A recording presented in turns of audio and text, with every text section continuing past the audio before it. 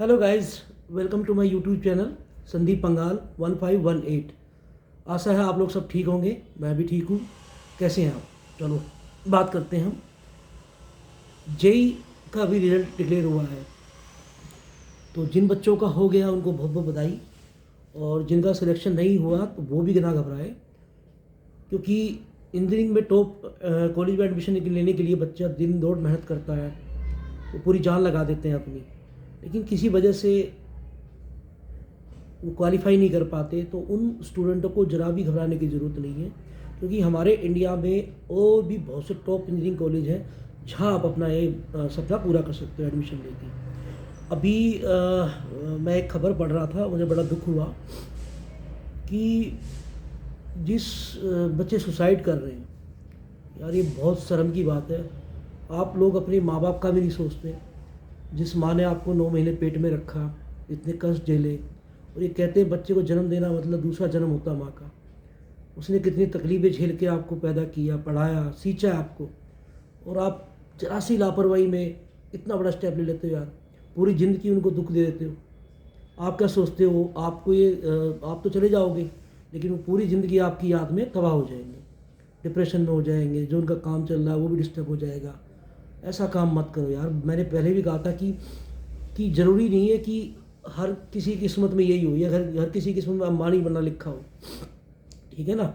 आपके पास बहुत ऑप्शन होते हैं, इसलिए मैं आपको बार बार व्लॉग बना के दे रहा हूँ, क्योंकि 2021 में 13,000 बच्चों ने सुसाइड किया। बड़ी शर्म की बात है यार। 2022 में 4.5% और बढ़ गए, 23 में फिर बढ़ गए। यार क्या वो भाई, बहुत ऑप्शन है यार,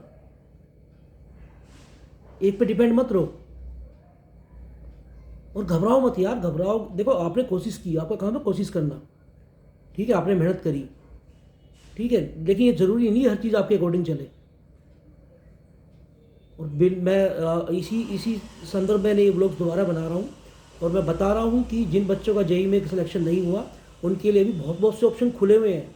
और वैसे भी जेई के 2 एग्ज़ाम है, एक एग्ज़ाम हो चुका है, एक आपका 2 मार्च में अप्लाई की लास्ट डेट है, शायद ये रजिस्ट्रेशन स्टार्ट है।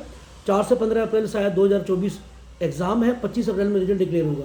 तो ऑप्शन तो बहुत हैं, लेकिन हम बात करते हैं जेई के अलावा हम कहाँ अपने करियर को इंजीनियरिंग में सेटल कर सकते हैं, ठीक है।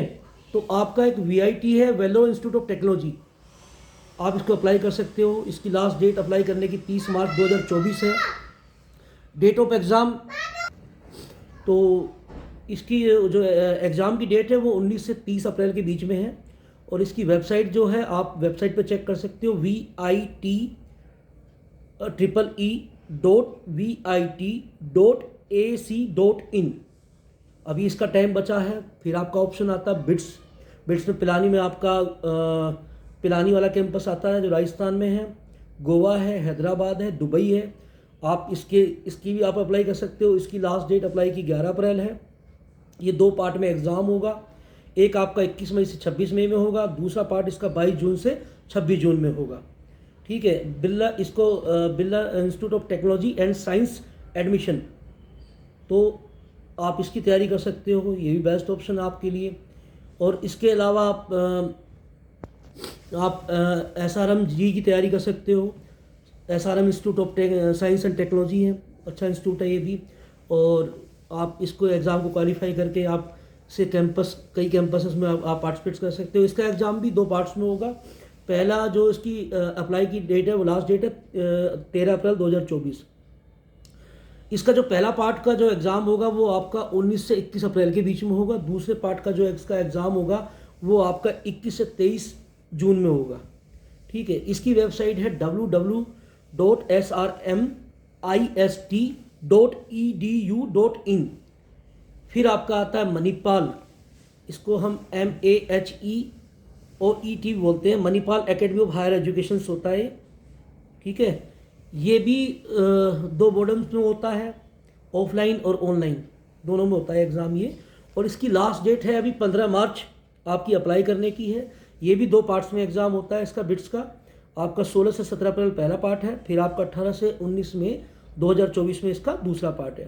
इसकी वेबसाइट आप नोट कर लीजिए, www.manipal.edu।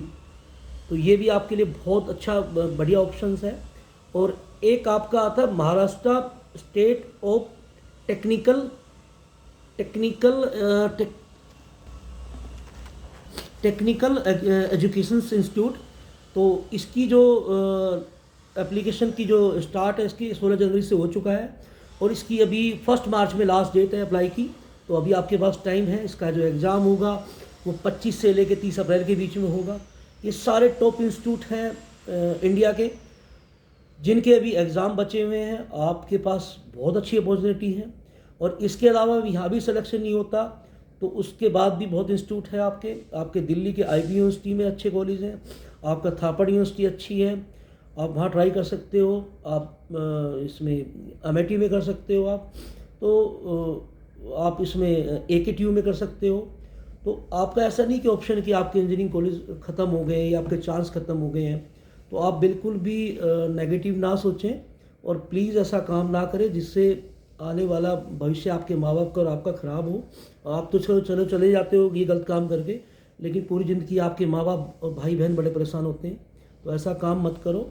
और मैंने पहले ही मैं फिर से रिपीट कर रहा हूँ कि मैं जो स्टूडेंट्स के अंदर जज्बा है, जो करना चाहता है, मैं उसके साथ खड़ा हूँ और उसको हर जगह मैं गाइड करूँगा और उसको पूरी हेल्प करूँगा सक्सेस होने की।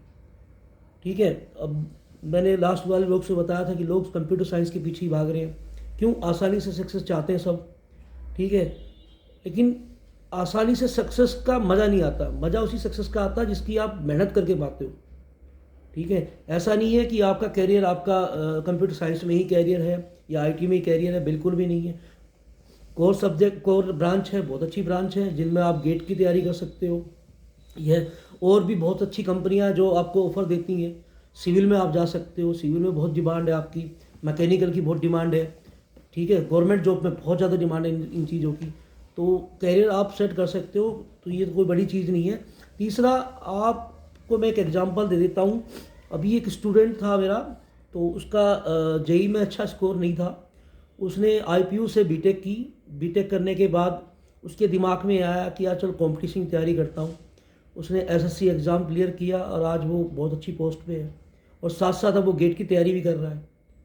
तो ऐसा नहीं अपॉर्चुनिटी ख़त्म हो जाती है। बस मैंने उस दिन पहले भी कहा था कि अगर आपको अपॉर्चुनिटी पहले मिलती है कोई अच्छी, तो आप उसको पकड़ लो, क्योंकि आपके पास एक इनकम का सोर्स हो जाता है। ठीक है, आप सेफ हो जाते हो। उसके बाद आप ट्राई करते रहो। ठीक है दोस्तों, तो बिल्कुल भी आप निराश ना हो। JEE का जिनका हो गया है उनको फिर से बहुत बहुत मुबारक। भगवान करे वो और तरक्की करें और सक्सेस हो और उनका मनपसंद इंस्टीट्यूट मिले। जिनका नहीं हुआ वो भी ना घबराए, उनके लिए भी ऑप्शन खुले हुए हैं। अभी एग्ज़ाम की डेट बची हुई है, आप पहले उन पर ध्यान दीजिए। अपना बोर्ड का एग्ज़ाम है उस पर भी ध्यान दीजिए। ठीक है, एग्ज़ाम बहुत होने हैं, और अभी तो आपका अप्रैल में फिर JEE का एग्ज़ाम है। फिर ट्राई कीजिए, हिम्मत मत हारिए। और कभी भी आंसर की चेक करके ये कोई डिसीजन लेना ये गलत है, बिल्कुल गलत है। आंसर की सिर्फ आपकी हेल्प के लिए होती है कि गलत किया हो या आपको क्वेश्चन गलत लगा हो तो आप उसका ऑब्जेक्शन डाल सके। आंसर की रिजल्ट नहीं है। आपको कहीं ऑब्जेक्शन होता तो आप ऑब्जेक्शन डाल सकते हो उस पर।